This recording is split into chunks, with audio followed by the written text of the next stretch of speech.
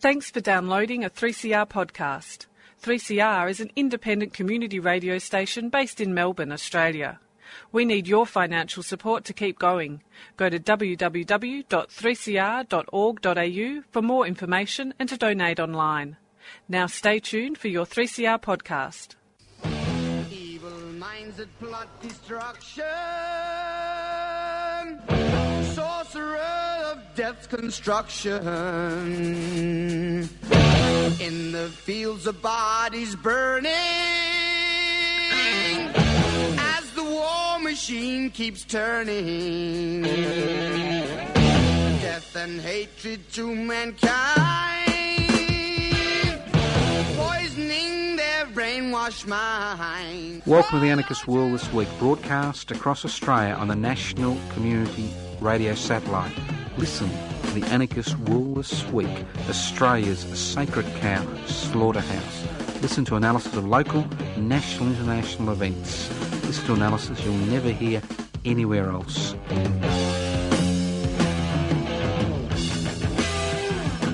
Here we are, we're back.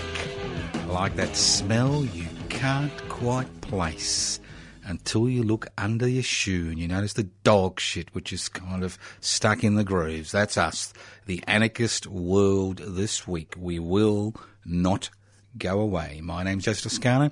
I'm hosting today's program. This is our 39th year. No, not of life on the planet Earth, but of hosting programs associated with the Anarchist World This Week.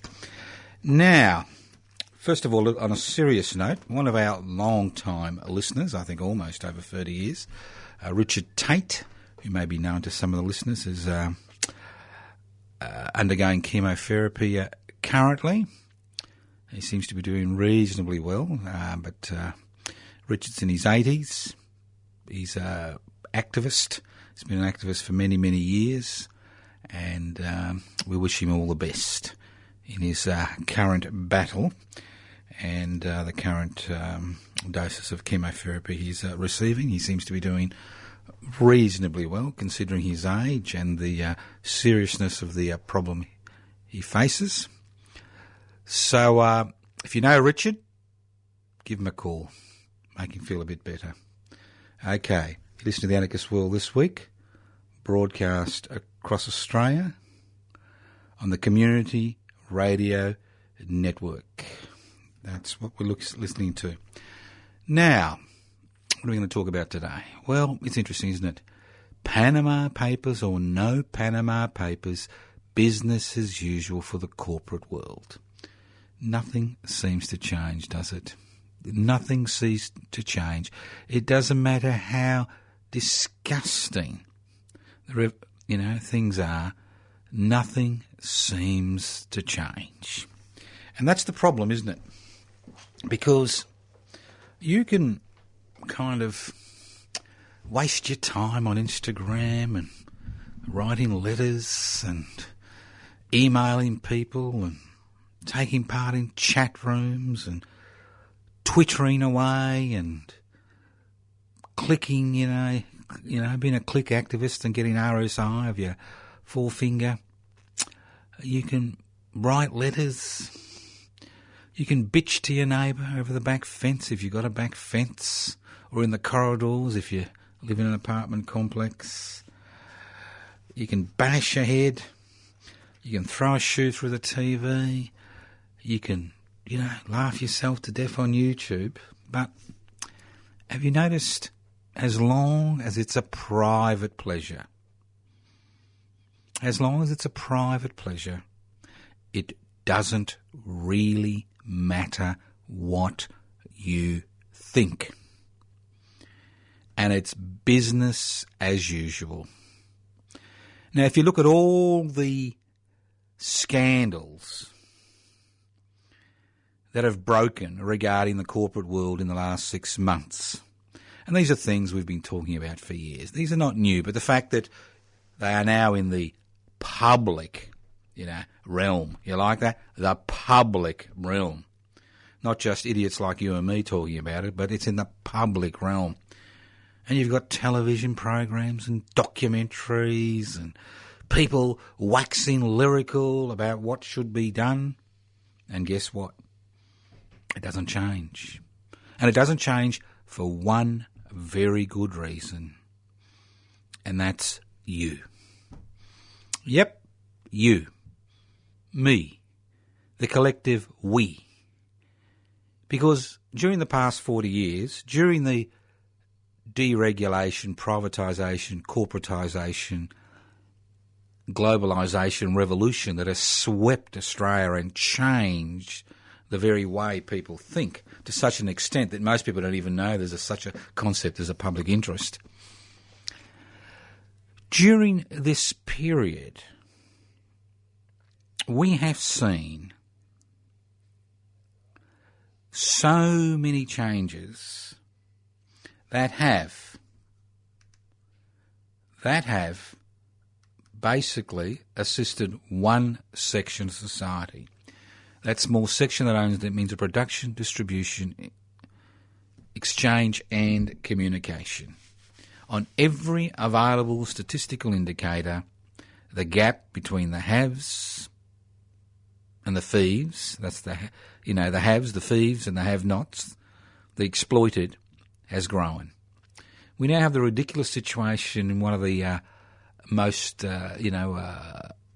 greatest nations on the planet Earth, not the universe, but planet Earth, that 1% of the population own 40% of the wealth and 40% of the population own 1% of the wealth. That half a dozen people have more wealth than the 33% of people on social security benefits who need to exist on social security benefits.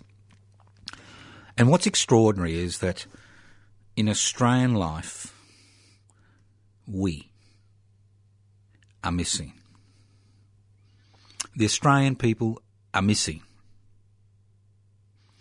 You don't see the Australian people in their tens of thousands out on the streets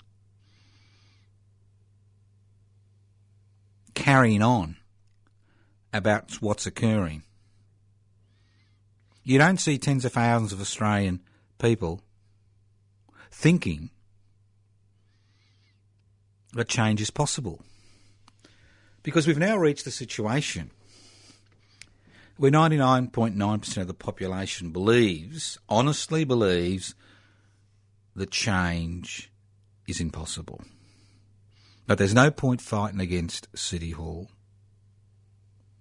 There's no point doing anything because nothing is ever going to change.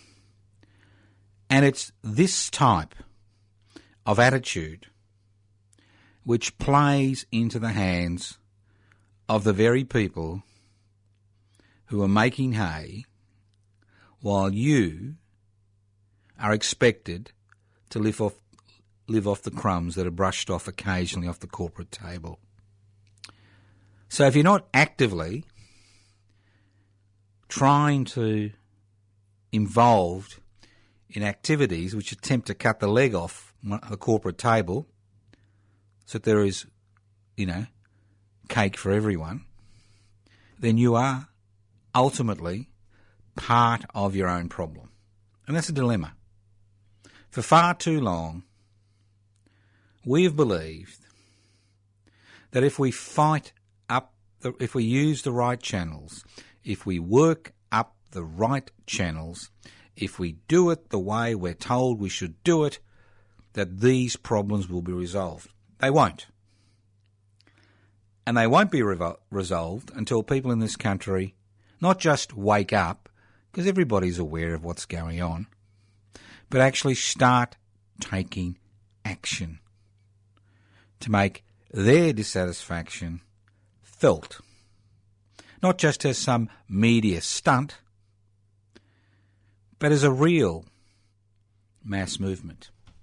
And that doesn't occur because there's no discussion about options. It's as if we are living in a corporate Islamic state. There is only one God in corporate Australia, and that's Mammon. That is the only God. It is the only God. It is the only thing that matters. And everything is channeled into that way. So I can hear you say, well, Joe, what are you doing? What are you doing about this? Well, I do as much as I can as part of a small group that attempts on a regular basis to raise these issues on a broader level. The dilemma is, although there are a lot of issues, in inverted commas, in the public realm, there's never any discussion about class in society. There's never any discussion about wealth. There's never any discussion about power. It just doesn't occur. I mean, we're happy, to be serenaded by the peripheral on a daily basis, and we race off on this tangent and that tangent, supporting this cause and that cause, and not actually using our strengths and our abilities and our intelligence and our physical prowess to change, to herald in much needed change. So, what can you do? Well, let's look at a few things. The first thing is, there is a battle of ideas going out there, but it's a battle that revolves around accepting there is only one correct way to deal with the situation, and that is to have corporations dominate not just the economic fields, but every aspect of our existence. And the best way is to make an accommodation with them. I'll give you an example. Currently, there's a little bit of a balloon going up because there's going to be an election in a few months' time, whereas the 2nd of July or later, it'll occur, right? It's going to be a federal election.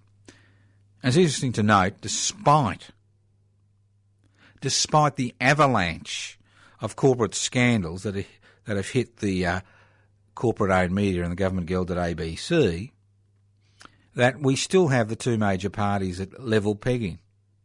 It's quite extraordinary when you think about it. Let's look at some of these scandals, Vocational education. The biggest scandal since time immemorial. It involves hundreds of millions, if not billions of dollars of public money. What we saw was the privatisation of vocational education and the destruction, the literal destruction of technical colleges, publicly owned technical colleges. And we've seen the growth of a myriad of private colleges providing vocational education whose major aim is not to educate people who sign up, but his major aim is to line their pockets with taxpayers' money. Extraordinary situation that's been going on for a number of years, and only in the last 24 hours has there been one raid on one office. I mean, these people have pocketed in fraudulent activities which are directly linked to the privatisation of education. Because when you allow the private sector to dominate education, whether it's tertiary education or vocational education or primary education or secondary education, their major responsibility is not the students they're teaching or their responsibility to the community. Their major responsibility is to create ever-increasing profits for their major shareholders, irrespective of the human, social and environmental costs. And we have seen a classical thing, classical textbook analysis. It's classical. Look at when we had an employment office in this country. A government-owned employment office. It may not have been brilliant, but what we now have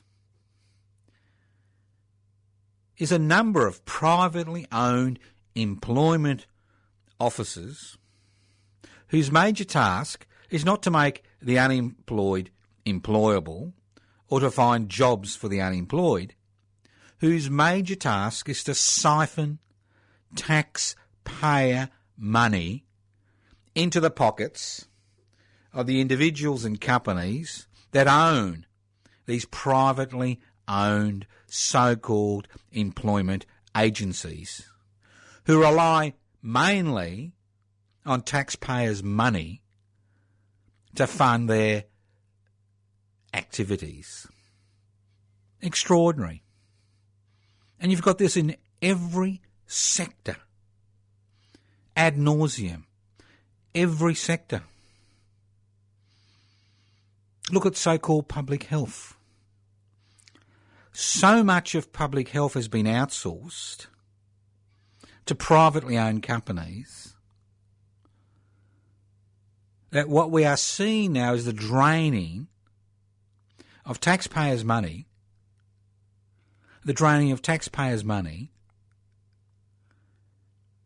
from the public health sector into privately outsourced companies which are providing services to the public health sector like food, cleaning, catering, diagnostic services, wards help, and the list goes on. And they talk about a public health system. And this is a conscious attempt to enrich those who already have enough. I'll give you another example. Everybody bitches about immigration. That's what I love about when you go to public interest before corporate interest dues, and we have a lot of them. It's amazing. And the great thing about public interest before corporate interest, it gives us the opportunity to talk to ordinary Australians about what the issues are for them and their families, their children, their friends, and who they blame for the situation we find ourselves in. Now, it has been government policy over the last 3 decades to create a big Australia through immigration. And while the Abbotts and the Howards of the world and the Shortens of the world rail against boat people and refugees, we find that the majority of new people who come into this country is from immigration.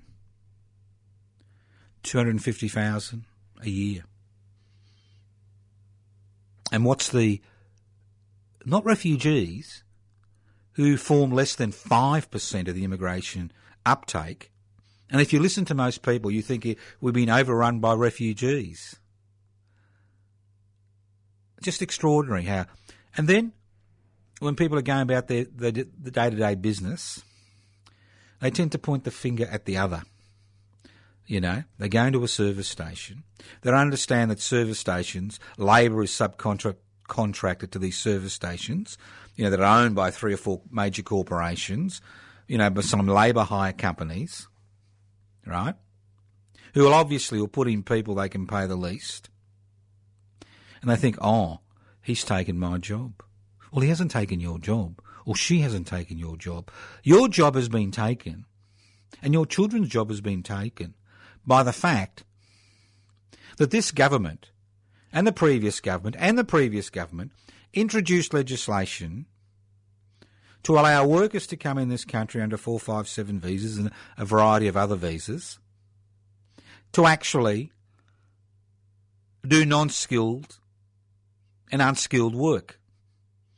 It's not the fault of the person who takes up that opportunity. It's the fault of a government whose major aim was to do 2 things. 1, to put downward pressure on wages. And over the last 5 years, there's been no increase in wages for most people. And people can feel that. Downward pressure on wages, make us a low-wage economy, and more importantly of all, introduce a docile workforce which is non-unionised to break the power of the unions. That's the situation. Every day we're faced with that situation. Every single day. So these are political decisions which have been made by governments in the interests of unaccountable corporations whose major responsibility is to create ever-increasing profits for their major shareholders. This is not an issue of race. It's an issue of economics. It's an issue of power. It's an issue of government saying one thing while doing another thing. I'll give you another example, and this is classic. Now, how many times have you seen some maggot get up, from the political class, beat their breast and say, "We will determine who enters this country's sovereign borders is at the very heart of our political program." Everybody goes, clap, clap, clap, clap. What a strong leader. While garnering a few headlines and votes by, smashing a few refugees around the head and putting them in Nauru and Manus Island, at the same time, we've had both Labor and Liberal governments sign a whole host of 3 trade agreements. You like that? I call them corporate trade agreements. They're not 3 trade agreements. They're corporate trade agreements. Corporate trade agreements which remove the power of a sovereign nation state to, put in place legislation which looks after the interests of the people they represent.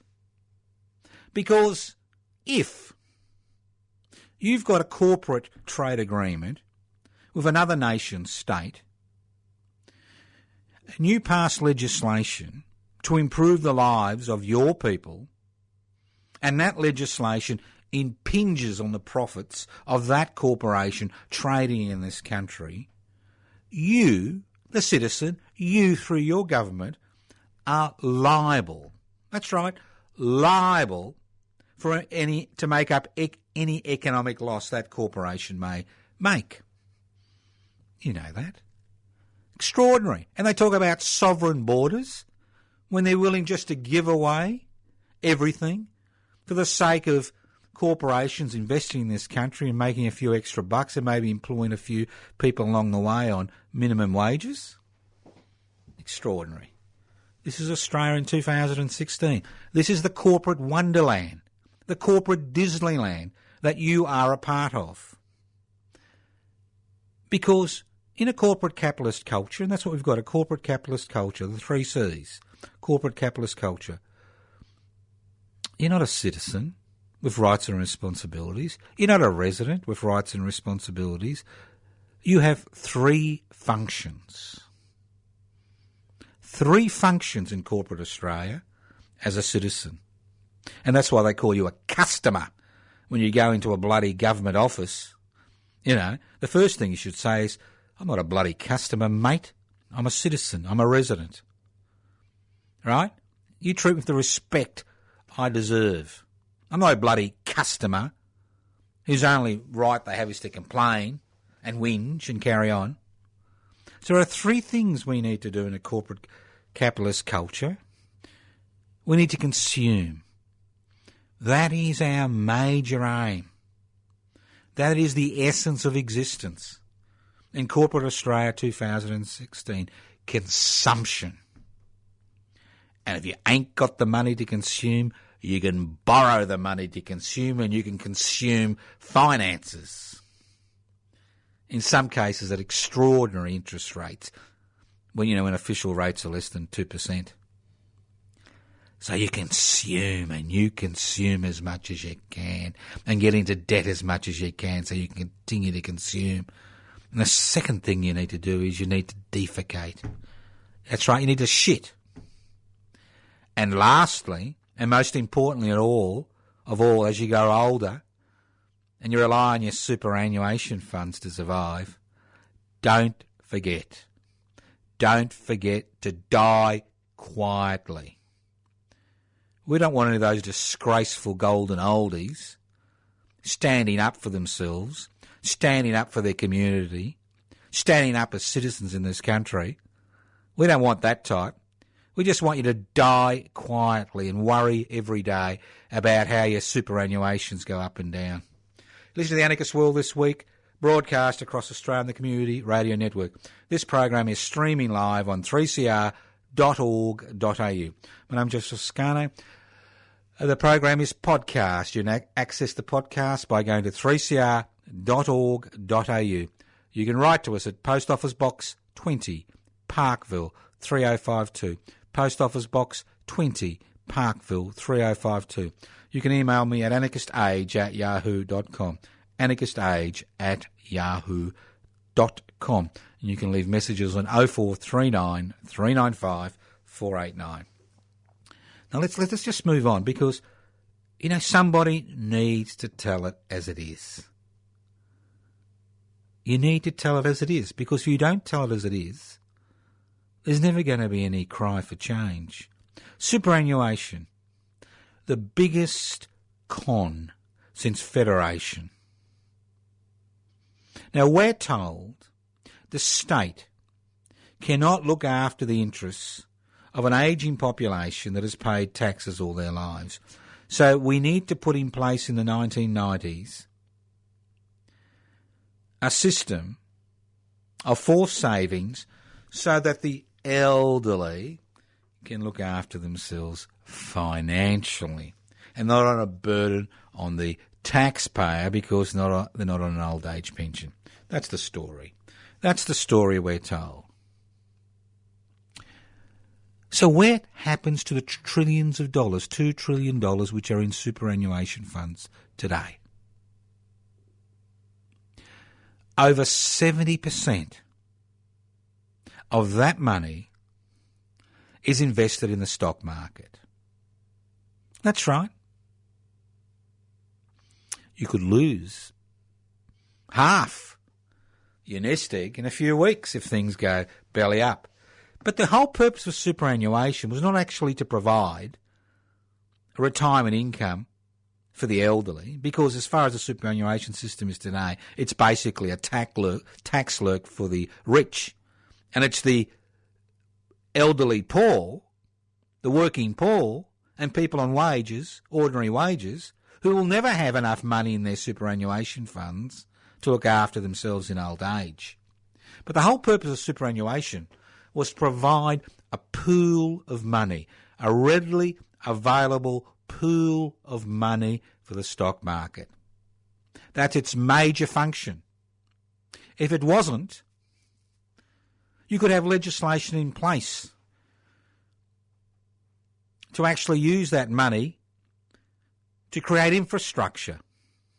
You could have legislation in place to use, say, 1% of that money as seeding funding to create collectives and cooperatives, a third economic system, outside the public sector, outside the private sector. And the list goes on and on. Just extraordinary. And we accept it. We think, oh, well, I got to wait till I'm old, and then when I'm old, I'll get my superannuation and then I'll die quietly. But when I get old, I'm going to worry every day because it's going to go up and it's going to go down and it's going to go up, it's going to go down. What a way to live your life. Extraordinary. And that's the thing. The other thing is, as I said before, Panama Papers or no Panama Papers, business as usual for the corporate world. Look at Mr. Palmer and the machinations of his companies. But look further afield. For decades, not a year, not a month, not a decade, but for decades, the corporate sector in this country has been paying voluntary taxation. I mean, some of these maggots, corporate leeches and maggots, are so adept at fiddling the system, like Mr. Rupert Murdoch, not that I would compare him to a maggot or a leech, because at least they're useful. I would never denigrate a maggot or a leech by comparing Murdoch to them. He's in a realm of his own, division of his own, genus of his own, species of his own. Receives an $886 million tax refund in 2013, while his company makes hundreds of millions of dollars of profit. And then we have all these major corporations paying voluntary taxation.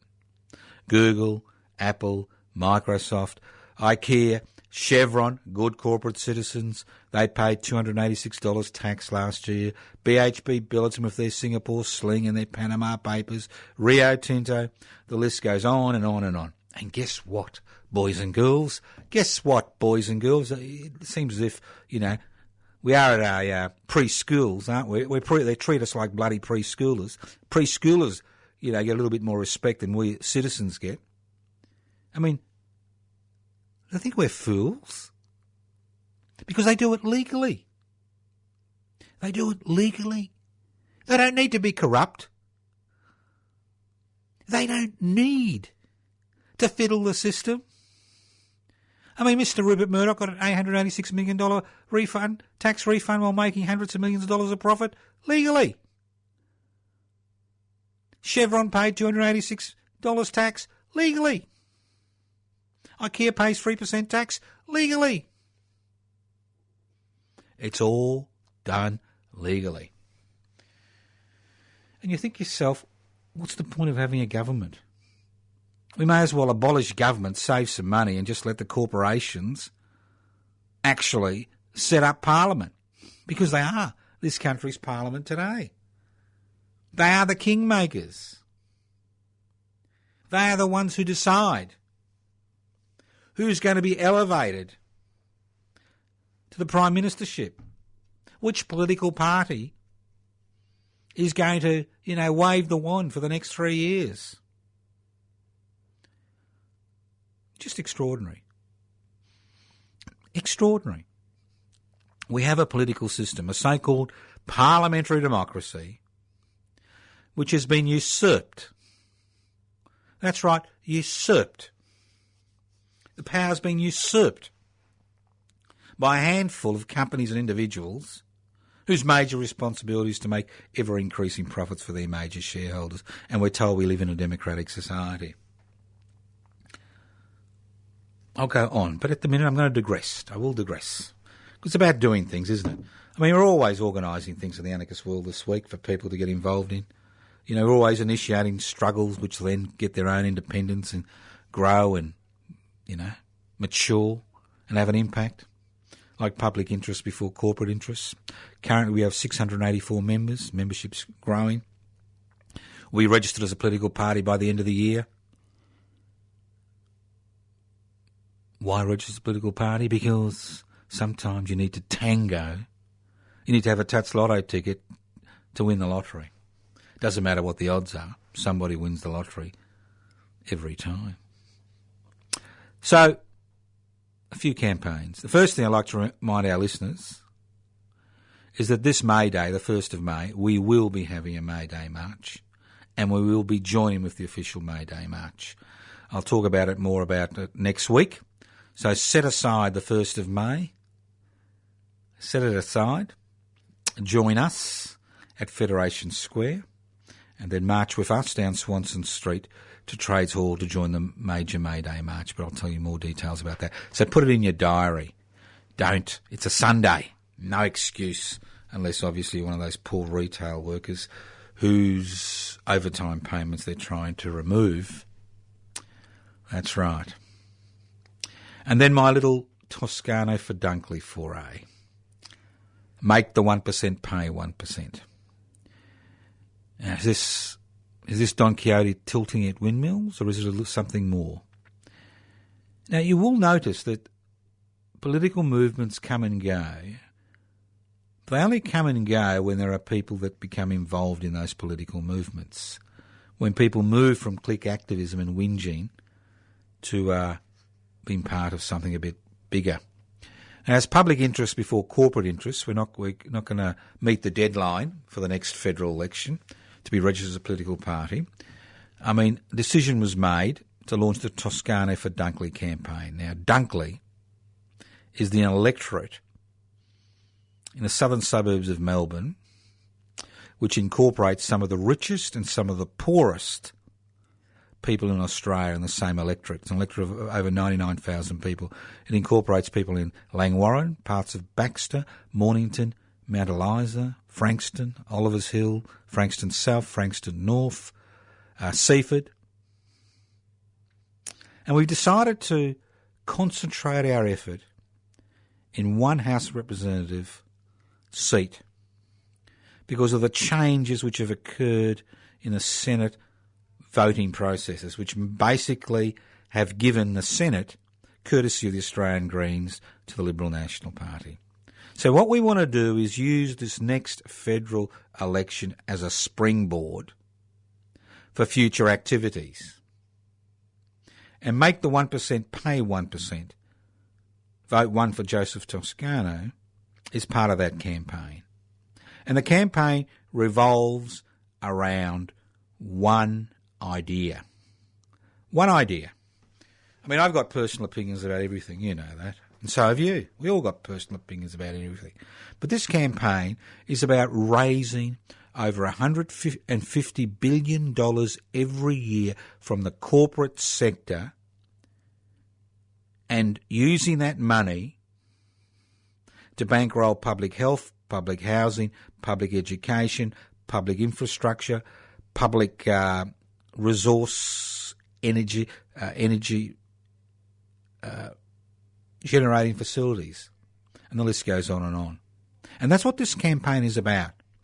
It's about changing the axis of the debate, an axis which is currently set, believe it or not, by newspapers every day. And that's why Murdoch continues to bankroll the Australian, the only national newspaper in this country that has never made a profit in its 51 years' existence. And the campaign revolves around the introduction of 4 pieces of parliamentary legislation that don't need a revolution. All they need is political representatives who are willing to put the interests of the people they represent before the interests of unaccountable corporations, before the interests of the party that pre-selects them. And we'll talk about that in a minute. It's based on 4 concepts, which you've heard on this program before, but we're going to bring them in together in one lump. A 1% stock market turnover tax. That would raise $30 billion a year. What's the problem with the stock market paying a bit of money? If you got money, to play on the stock market, 1%'s not going to hurt you. And if you're one of these people who say, "Oh my God, my holiday to Rome's going to be ruined because my superannuation benefits will decrease when I retire when I'm 65 or 92, well, think again. Isn't it more important to have a good public health system and a good pharmaceutical scheme that looks after your healthcare needs when you're more likely to become sick as you get older, and pay that 1% from your pathetic superannuation than actually, think it's the end of the known world? And let's not forget that 10% of superannuants, the richest 10%, gain the most from the superannuation scheme. So 1% stock market turnover tax. 2, a 1% turnover tax for companies with a yearly turnover of more than $2 million. That would raise $30 billion per year. Now, whenever we hear about corporate taxation, whenever we hear about the creative ways these maggots, and my apologies to maggots and leeches who are listening to this program today, we hear about the creative way these maggots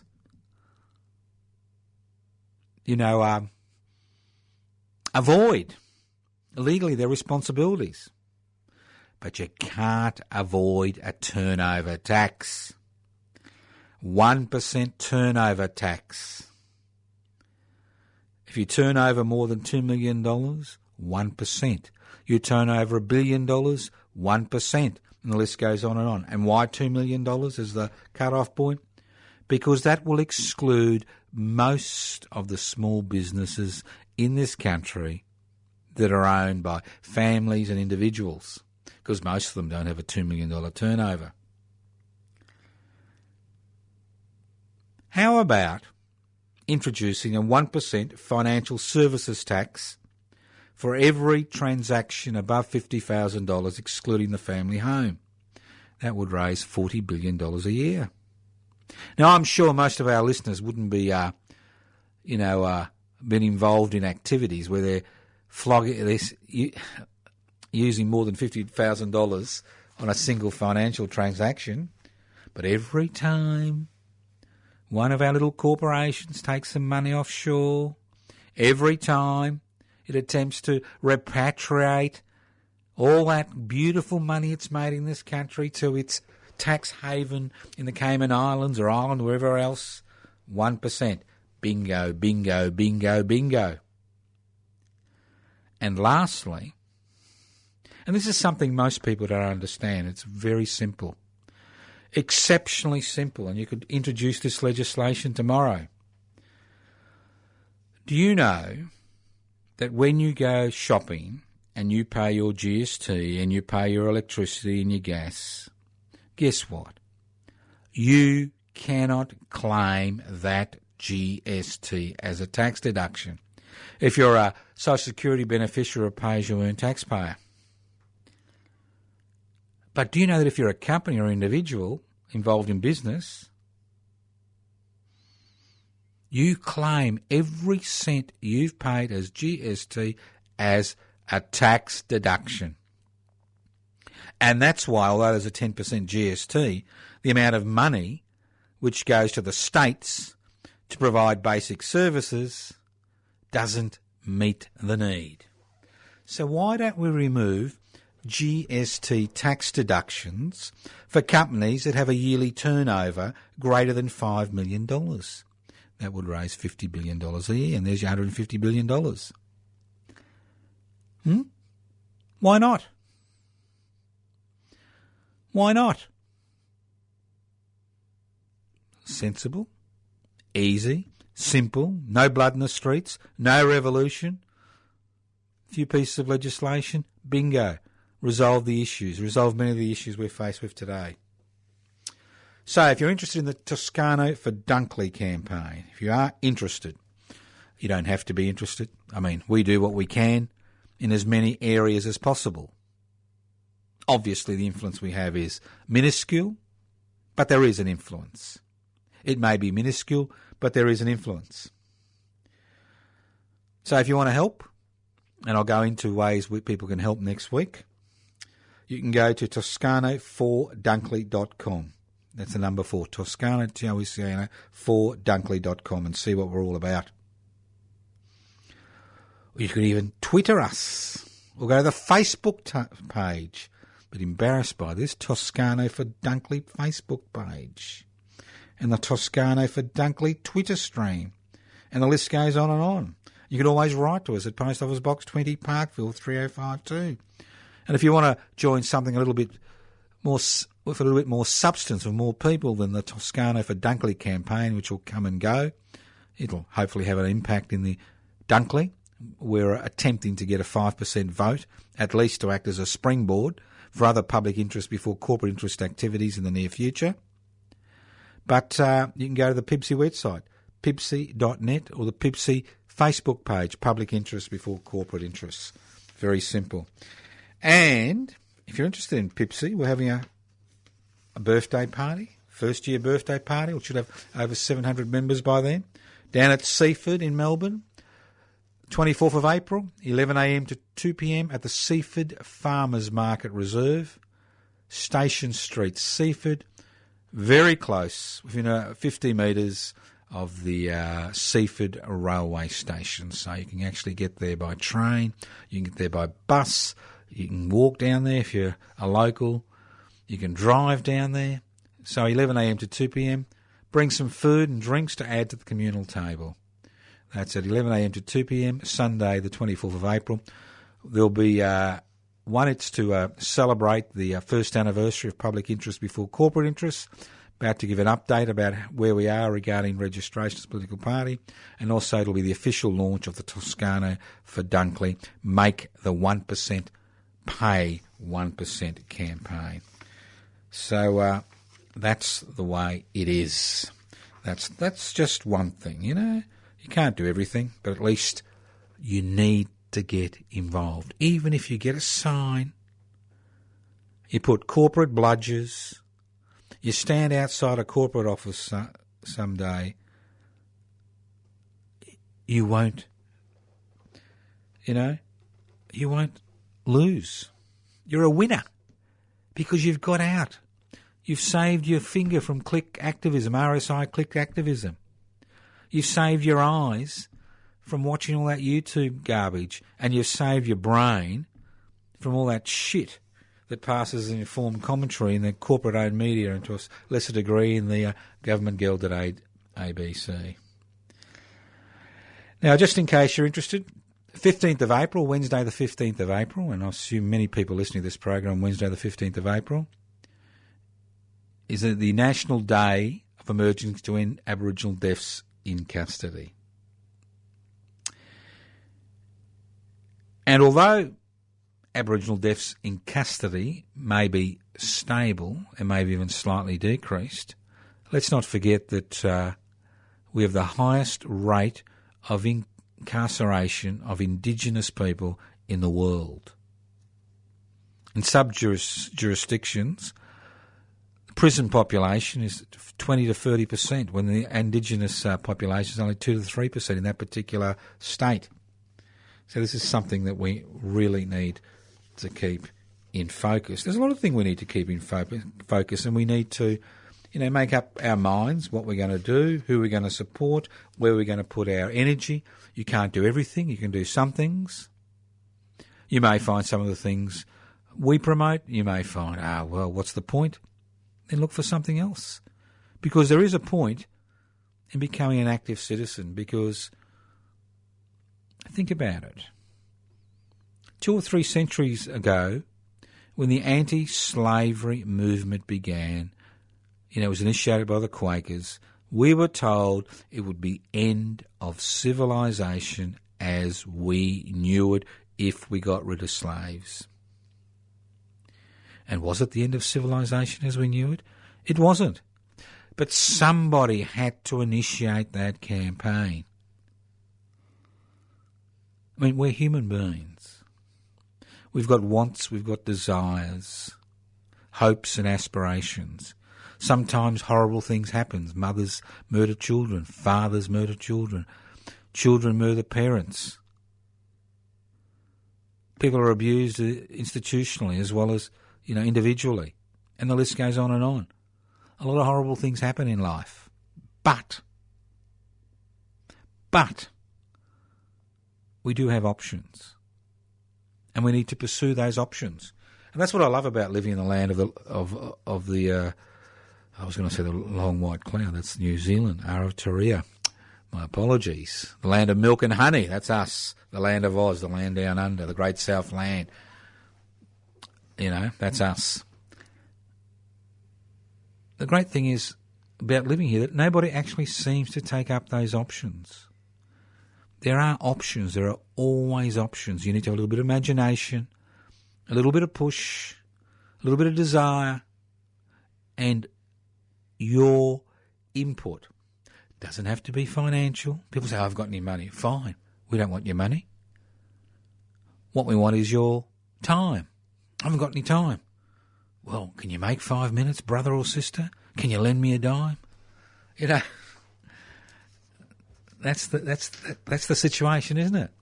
You do have options. You may think you've got no options. We don't live in a totalitarian state. I mean, you can hear people like me. on a daily basis through the Community Radio Network. We don't live in a totalitarian state at this point in time. You do have certain options, but the dilemma is we've lost the ability to exercise those options. We are so dispirited as a people that we just are so privatised in our everyday existence that we think it's all about us and the few people around them, that we forget we're part of a wider community, we're part of a society where there is a public interest. And we think there's no point. What's the point? What's the point? Every day people say to me, what's the point, Joe? Why are you wasting your time? Why don't you go down and live in the south of Spain and enjoy your old age? Why are you growing old disgracefully? Why not go on a cruise, or live in a retirement village? What's the point? Of course there's point. Things change. Everything that we take for granted in this country today, every right, every liberty, from overtime payments, from the ability to, be able to talk to you on the radio, didn't come because some god or some leader or some politician gave it to us. It came through the blood, sweat and tears, and in many cases the lives of people who believed that ultimate political authority doesn't lie in the hands of the state. It doesn't lie in the hands of the institutions. It doesn't lie in the hands of the bureaucracy. It doesn't lie in the hands of religious institutions. It doesn't lie in the hands of the corporate sector. But ultimate political authority rests in the hands of the people. It comes from a belief that we are all born with inalienable rights and liberties that nobody can legislate away or take away. And that is the basis of all action. That is that belief in the self, in the ability of the individual, with the assistance of other individuals, in the collective will to make change or make hope, which is the love child of desire and expectation, make hope a reality. And it only comes, as I keep saying ad nauseum, and I'm sure you've all switched off by now, that it comes from you standing up, saying enough is enough, and beginning to take action. It doesn't matter if it's as simple as holding a little poster which you've hand-drawn yourself outside a corporate head office or a Centrelink office saying enough is enough. Thank you for listening to The Anarchist World this week, broadcast across Australia on the Community Radio Network. This program is podcast. You can access the podcast by going to 3cr.org.au, 3cr.org.au. You can write to me at Post Office Box 20, Parkville 3052, Post Office Box 20, Parkville 3052. You can email me at anarchistage@yahoo.com, anarchistage@yahoo.com. Don't forget, the 1st of May we'll be having an action in Melbourne, where we will do an action before the official march and then join up with the official march. I'll talk about that next week, because May Day in Melbourne has always and will always be an anarchist activity. It was the anarchists who initiated May Day in Melbourne on the 1st of May 1886 through the Melbourne Anarchist Club. Public interest before corporate interest. Join now. Nearly 700 members. Go to pipsy.net. Download an application form. Go to the Facebook page. Public interest before corporate interest. Come along to the picnic at Seaford at 11 a.m. on Sunday the 24th. All the information's on the website. If you want to write to us, same address, Post Office Box 20, Parkville 3052. Toscano for Dunkley. Go to the Facebook page. Go to the website. Twitter away. Give us a ring. The list goes on and on. It's up to you. You make up your mind what you think is worthwhile. But if you see me and you ring me, don't complain, because the first thing I'll ask you is, what have you done about it, or what are you going to do about it? Thank you once again to the Community Radio Network for broadcasting the Anarchist World This Week across this country. It is heard in every state in Australia. I don't think it's heard in the ACT. I'm not sure. It used to be. May still be. I'll have to check. The number again, 0439 395 489. Listen to the Anarchist World This Week, next week on your local community radio station, courtesy of the Community Radio Network. Evil minds that plot destruction, sorcerer of death's construction. An analysis you'll never hear anywhere else. Anarchist World This Week, Australia's sacred cow slaughterhouse, 10 a.m. every Wednesday. Listen to the Anarchist World This Week for an up-to-date analysis of local, national and international events. Poisoning their brainwashed minds. Oh!